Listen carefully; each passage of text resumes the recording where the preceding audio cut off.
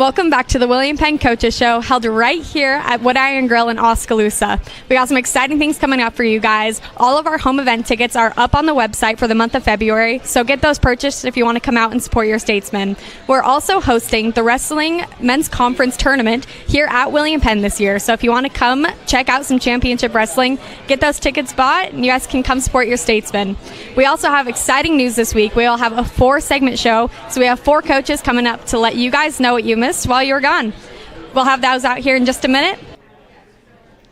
All right, everybody. The first coach we got on board with us today is Coach Christiansen of our lacrosse team, our men's lacrosse team. First time having you on here. Thanks for coming out, Coach. Thank you for having me. So you're entering your 3rd season of competition as a program at William Penn, and preseason polls have you guys at number 10 to begin the season. This is your guys' first time falling in that top 10. So what success last year do you think led you to deserve that ranking coming into this year? Yeah, so we finished number 11th last year, so we're pretty logical to take that step up to number 10, and made it to the KCAC semifinals. So we made it to the conference semifinals. Just had a strong showing towards the end of the season. We return everybody. So still a lot to prove, but with the success we had year one, there's really no reason not to be positive heading into this season for us. And the whole startup for your guys' team was kind of weird. You guys started up during COVID. The year before that was just you came in to recruit and build that team. So tell me a little bit what recruiting was like this year, now that it was your first really normal year of getting to reach out to players. Yeah, so that first year was different, essentially just being an admissions counselor where you're just bringing in students, you're not doing any coaching. Our second recruiting class was pretty normal, and that was really probably the most important thing for our class was that second recruiting class really having, a strong kind of reinforcement. Last year, we were still able to recruit pretty normally throughout COVID and brought in a really, really strong class. We've got some contributors or some freshmen that are going to contribute immediately, and so that's always exciting. And then this year has been really exciting as far as recruiting because it's been the first year where it's very position specific. We're really just looking at needs, and it's a little bit smaller of a class, so we've been able to focus more on the kids we really want and just go get them, rather than the first few we did have to put out a bigger net just as we were establishing a program. So tell me, who are some of those newcomers who you're excited to look at this season, someone who you think is going to kind of step up?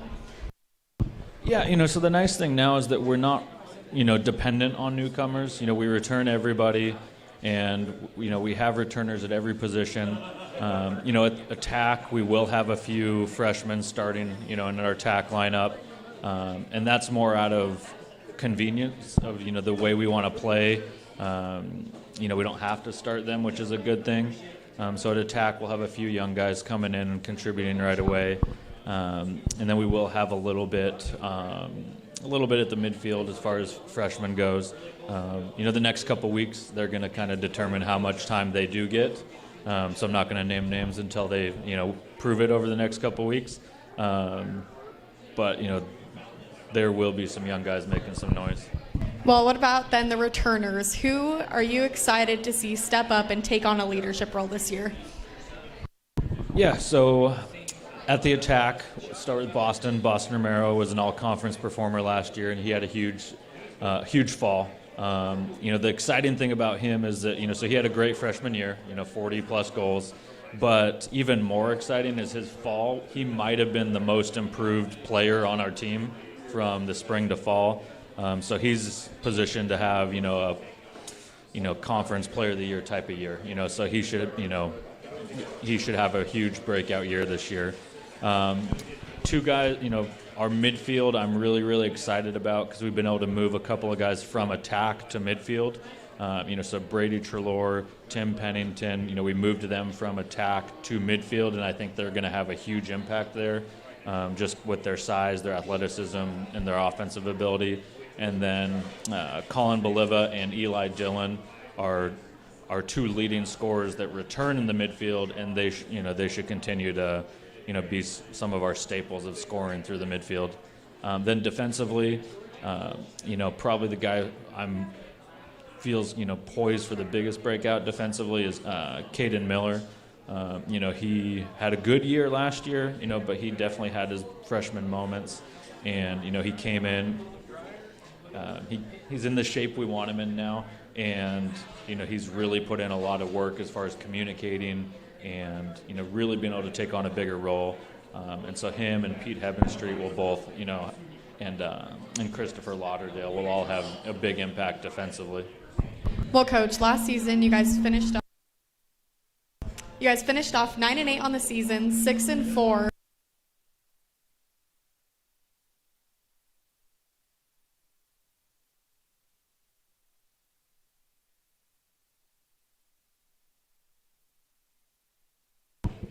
Yeah, I think the exciting thing from last year is, or the thing we had to remember last year was that was really our first season, since COVID cut our first season short. So that first little bit of last year was finishing up that freshman year for so many of those guys. And so I think at the tail end of last year, guys were finally starting to become, sophomores and, being more seasoned. And so I think that's the big thing. This past fall, we were intentional in scheduling a lot of scrimmages so that we could kind of continue that momentum. We could put guys in game time situations, have them make mistakes. We had a good variety of different situations. We had a couple of games where we blew out teams, and we had to learn to play from ahead. We had a few scrimmages where we got behind, but we're able to come back and make some good comebacks. And so that was, I think, exciting for me to see that guys were able to respond in the positive way in those situations. And I think that, that'll be telling as we move into this season. And on top of those scrimmages, the last 2 years, you guys played some pretty good teams early on in the season, whereas this season, you guys don't play your first ranked opponent until about the first week of March. So how is that going to help you guys kind of get a little bit more comfortable by the time you're playing those high-profile teams?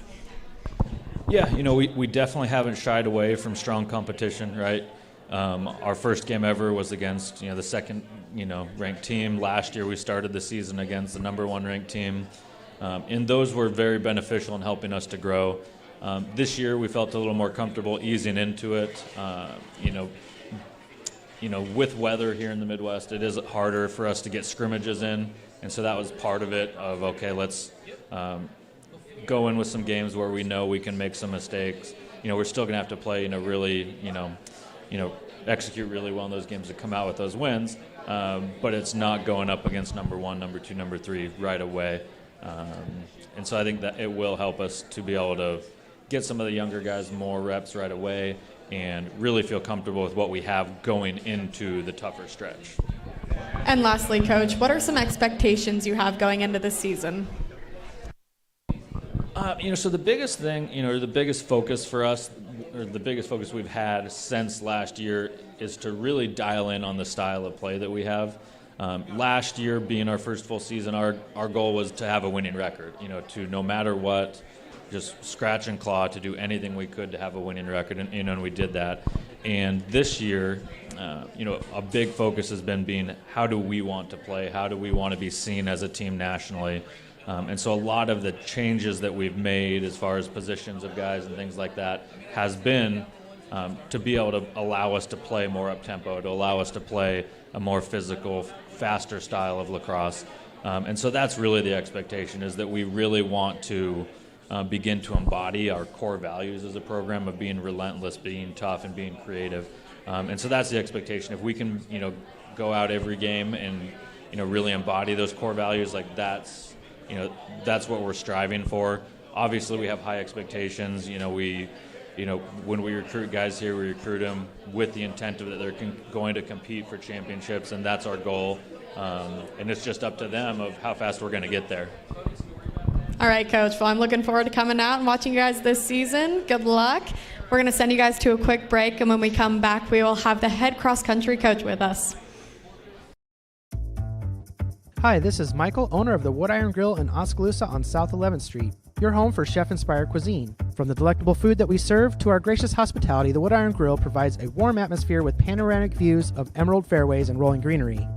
We're proud to call Oskaloosa home and proud to be awarded the best burger in the state. If you're looking for extraordinary flavor and impeccable service, it doesn't get any better than the Wood Iron Grill. Check out our events and special calendar online or on Facebook.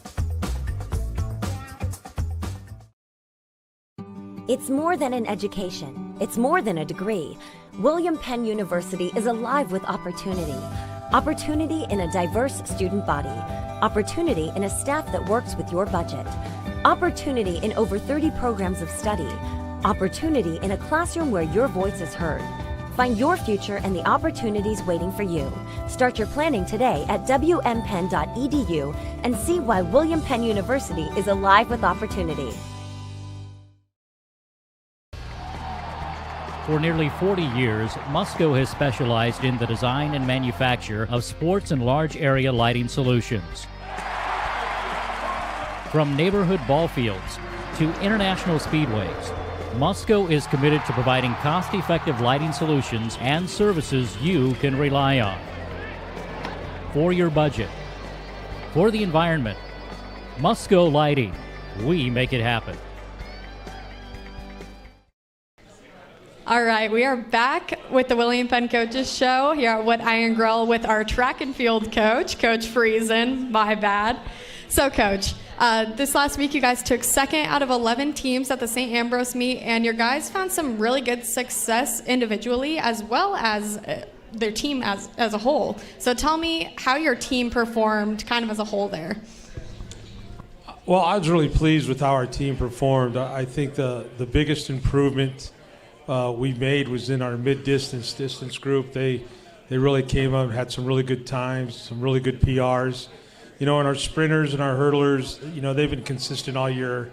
You know, unfortunately, we didn't get to see our throwers much because we got hit with COVID. So they were pretty much out. We had 2 throwers, and they did really well. But you know, our best throwers, you know, had to stay at home. So, but overall, you know, I was really pleased. I was excited. You know, and I think the kids really got a feel for, you know, the upcoming meets that we've had, and you know, we've had some pretty good success in our last 3 meets, so we hope to continue that on Saturday. And Coach, you had Johnson qualify for nationals. He was the 4th qualifier for William Penn so far this year. So tell us who some of your strong performers are who either have qualified or who you think have potential to qualify. Well, we always felt that Johnson had he's a freshman. He's from the Bahamas. He's been really kind of a pleasant surprise. But, you know, Lou, who last year he qualified in the hurdles. I think he's ranked 4th in the nation right now. We always knew that he would do that. Right now, our expectations for Lou is hopefully to get him under 8. But you know, Torian qualified. Let's see. Oh, and T.J. Moeller qualified, and not T.J. Justin Moeller qualified. Excuse me. And Justin's actually farther along now than he was last year at this time, so really proud of him. But I think upcoming, you know, Joel Brown still has a chance. I think he has a chance to qualify. We're looking for him to qualify at Northwestern Missouri State, not this week, but next week. Jaden Lovelace. I think Justin Moeller has a chance to qualify in the triple jump. You know, we're just looking at some guy, Nick Jackson, in the 60 and the 200. So we still have, I think, potentially on both the men and women's side, you know, 5 to 10 kids that could actually qualify. You know, our women are really close. Denisha Washington, Brianna Roberts, Raven Williams, Kylie Guthridge in the high jump. She's been a little nicked up, but hopefully, you know, we can get her healthy and back up so she can qualify.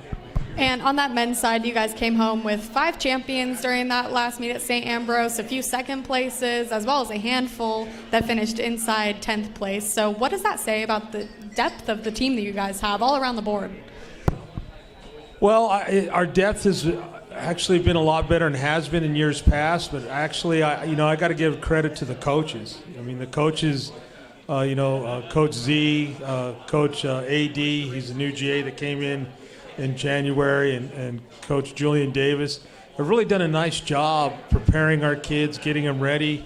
So I give a lot of credit to them. They've got the kids going in the right direction, you know, their motivation to get them, and the way they practice, you know, giving them, you know, hard workouts, and then, you know, maybe giving them a day off to rest and recover has really been beneficial. So, as much as hard work as the kids put in, I think the coaches deserve a lot of credit. And you told me a little bit about who some of those key performers are on the women's side. But as a team, they finished right around the middle of the pack at all of their meets. What are you guys doing as coaches to make sure that they can really get to that next step by the time that conference comes around? Well, we finished middle of the pack because we have a lot of girls that are hurt. So that's one of the reasons. But I think now that we're starting to get healthy, Zena's coming back. She'll be running this weekend. Got to get Michaela Kamek healthy. But as far as the sprinters go, I think they're right on pace. We're still trying to get one girl eligible, and I think that'll really help us.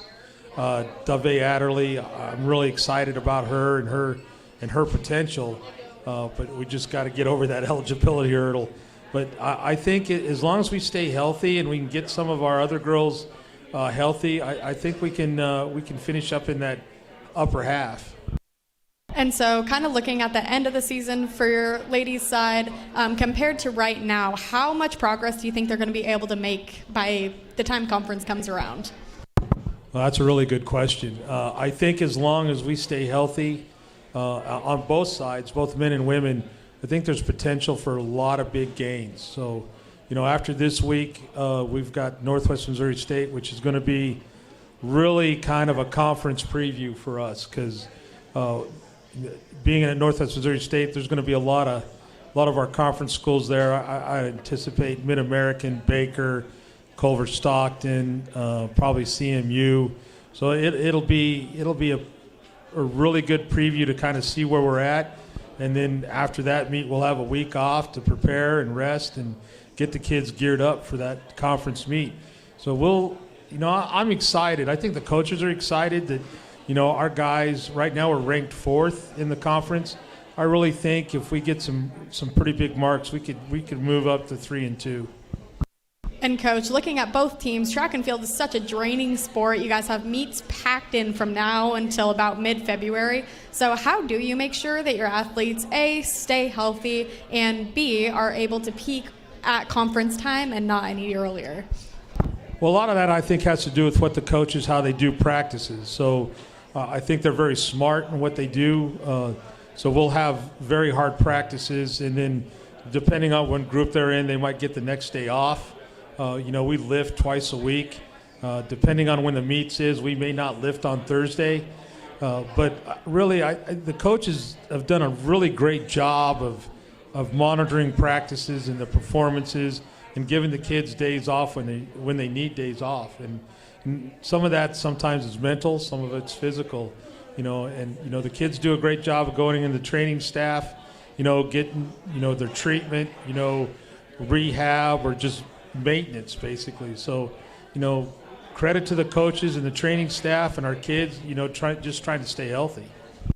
And lastly, Coach, I just want to ask you, what are your expectations for both these men's and women's teams as they head down the stretch? Well, we want to try to get back on our All-American streak in indoor. With the COVID year, the one year we didn't get in an All-American, so it kind of snapped. I think it was a 6-season straight All-American streak. We kept our outdoor All-American, but really my expectation for the team is we want to finish in the top 3 for the men. And we want the women up to be up around 4 or 5. I think we have the potential to do that. But it's going to take some work, and some kids are going to have to really, bring out their best performances. All right. Well, thank you, Coach. We'll send you to a quick break, and when we come back, we will have our head men's volleyball coach with us.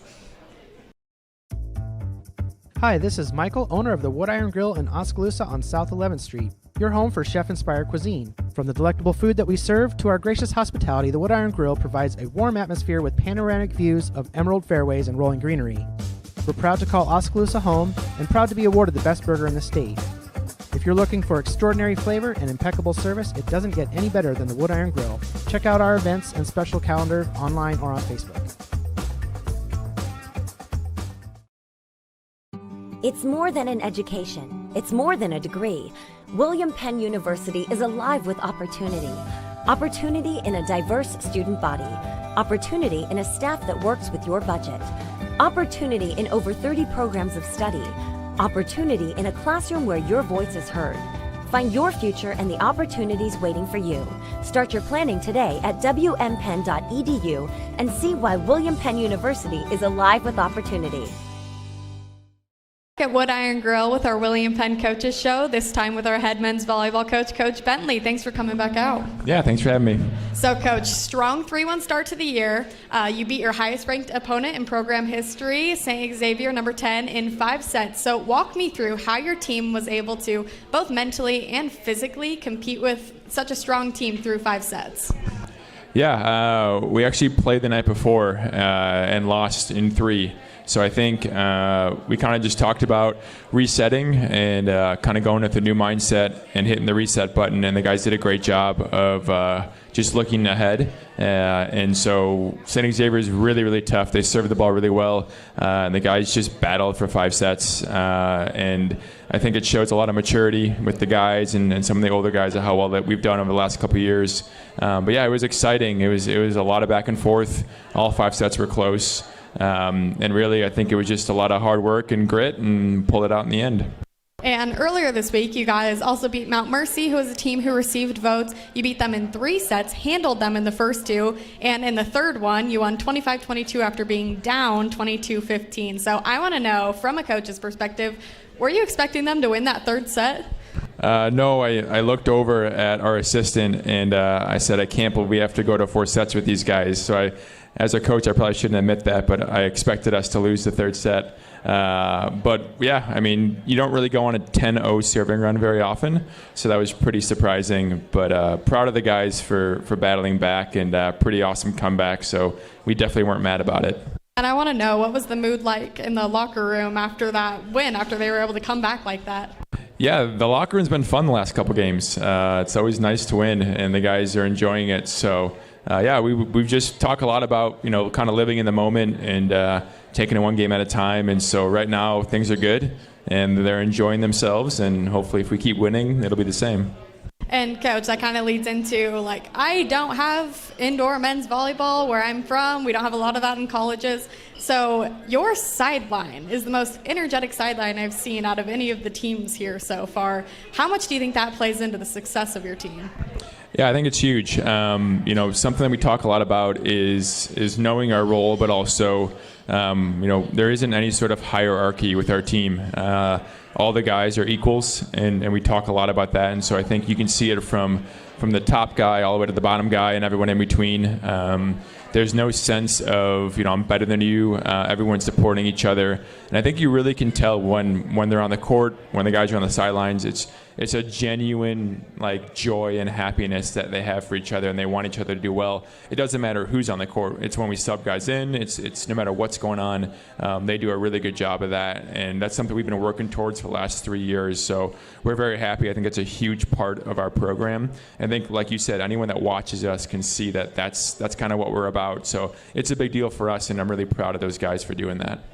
And Coach, you've kind of told me all semester how important offense is in men's volleyball, but in these last few games, your guys are getting hands on balls, making some really good defensive saves to keep you guys in the game. So how important is it going to be to kind of keep that up when you get to competing against those higher-ranked teams?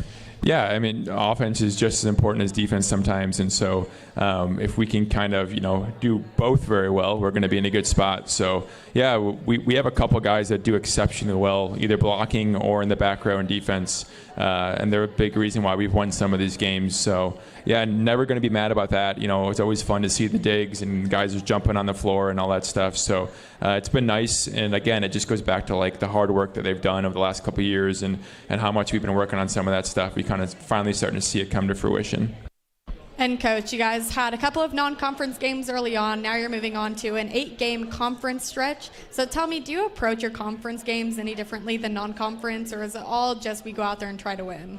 Yeah, we're always trying to win, of course, but the conference is a big deal. I mean, we are way more conference than non-conference, and so we know that's important, and we really want to make sure that we're emphasizing, winning in conference is the most important thing, and then after that.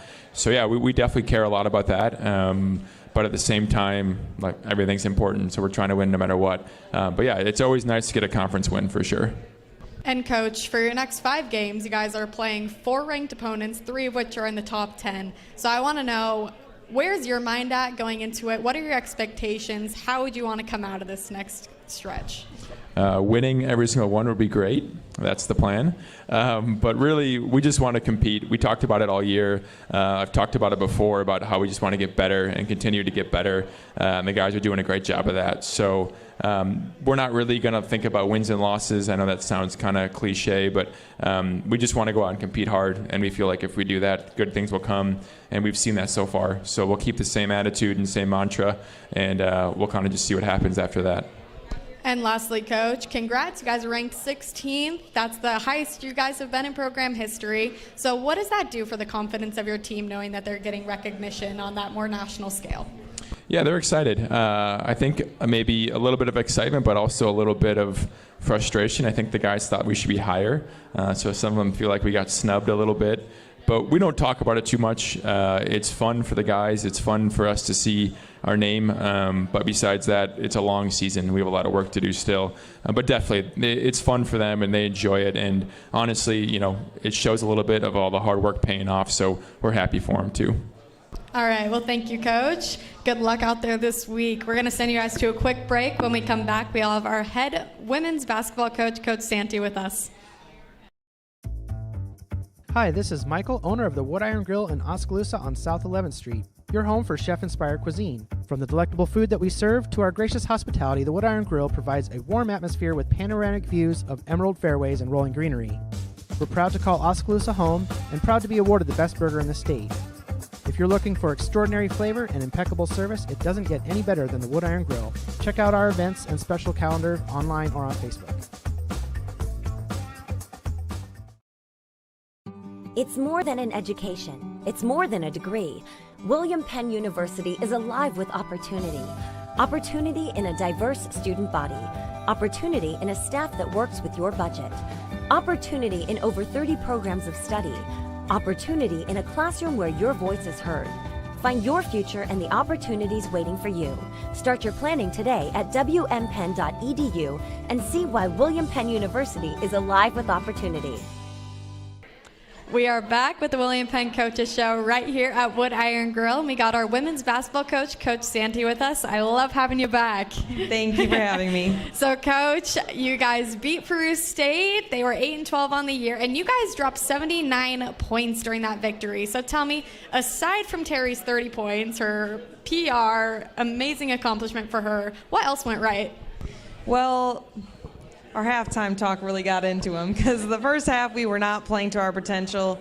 A lot of times we say, hey, this is a business trip. We're not just going on vacation, like especially to Peru, Nebraska. So, but they didn't really work very hard the first half, and I was like, hey guys, like this is something that we have to deal with. I said, there's no way to coach girls who just aren't working, and so we just had a good talk. And some of them girls can take criticism and everything like that. And Mo's been a leader all year. And so her stepping up that way has been just crazy for us because in the first probably like 6 games last time we played Peru, she was in a slump. And so just having that for us and her going off, I mean, she got a full court steal for a layup, and Morgan Terry doesn't move like that. So so that was awesome. And then, Zantasia White was right behind her scoring, but we actually decided to play defense, and I'm a defensive coach. And so we got stops, and whoever got the most rebounds and stops won the game. And Coach, you guys trailed by 15 in that third quarter, and you were able to come back. What does that say about how much the girls really do want to finish the season off strong? Yeah, it shows a lot from them. I mean, in practice and stuff, we always play until the whistle's blown or the buzzer and everything like that. So kind of the thing they see is we always say, okay, hey, when you get a job, you're going to do this. You're always going to do it to your full potential. So you can't give up until, you do it to fully your expectations. So I said, if you ever leave, practice or a game with thinking you could give more, then you're doing something wrong. And so I think, at halftime when we talked a little bit more about that was, okay, we can come back and win. This is not hard. In that third quarter, there was just a switch in all of their lights. I mean, we had some adversity come with us with a parent running on the court and everything in the middle of the game. But at the end of the day, we just fought through it, and we stayed William Penn, and that's what our goal was. And you guys lost to Peru State the first time around. So what does it mean to you guys knowing that you are able to turn around from those losses and know that you're strong enough to come back and beat those teams? Right. It's huge for us just because, our confidence is really low. And we keep telling the kids, your confidence builds when you get in the gym. we can't build you confidence. Me and Coach already played college basketball. We've already been through it. So we say defense is effort, but offense is confidence. We give you everything you can. You got to go out and you have to do it to your full potential. So just knowing that they're finally believing in themselves is what a coach always wants. And you said, you guys can't build their confidence, but as coaches, what can you guys do to go out there and try and just reinforce them and let them know that our season is not over and we are not out of this yet? A lot of them is just, we keep telling them it's kind of an interview for them because, this season hasn't gone exactly the way we wanted. But, being a first-year head coach and then, going out to recruit kids that kind of fit your program and everything, the kids who want to play with me are going to come out and kind of grind for that. And so that's the biggest thing is who wants it and who doesn't. If you're buying in, hey, we see it. If you don't, we see it also. And so looking forward to this week, you guys play at Evangel, who's right at the 500 mark on the year, and then you also play Mount Mercy, who's just below that 500 mark. So how are you guys preparing for them, knowing that they are beatable teams? Yeah, so we leave tomorrow for Evangel about 6 hours down, and the best way to prepare is Evangel always just outworks people. And I said, hey, you guys outworked Peru in that second half, so it's definitely a winnable game. But I think our preparation is if you stay within yourselves, you bring your confidence out, hey, we can win this ball game. But like I said, everyone always asks me, are you ready? Are you ready? I said, I'm always ready for the game. You got to ask those girls who are on the court because that's the biggest thing. So, and Mount Mercy's playing their best basketball right now. So really, you can scout as much as you want, but you always got to worry about now your own team at the season. So we just finished about an hour and 15-minute practice, but at the end of the day, it's like you can't go that long, but who's going to show up? All right, Coach, and lastly, I want to know, comparing this team that just beat Peru State to the team that you were looking at during the first game of this season, what improvements have you seen? What changes have you seen? Just how would you compare those two different teams? That's a good question. So I compare them as they want to be there. At first they just thought, hey, we're just happy to be there. But now, they're playing the game. They understand, all the assignments and what we need to do to win the ball game. And so every day there's a little improvement by one of them. We've had confidence from, Emma Moritz. She used to turn the ball over a ton the first couple games. Now she's handling the ball better. Morgan Terry has gotten a lot more chargers than anyone on the team, and that's a big goal for us. So it's just like the little things with the effort that we see more than just also the confidence building. Like Zantasia White, now having the confidence to score the ball, that was not a thing earlier. So they're just growing as, girls on the court but women off the court, and that's the most important thing to me because at the end of the day, that's what they need to get out of this. All right, well, thank you guys. That was head women's basketball coach, Coach Santi, with us. That finishes off our 4-segment show, and I'm looking forward to filling you guys in next week.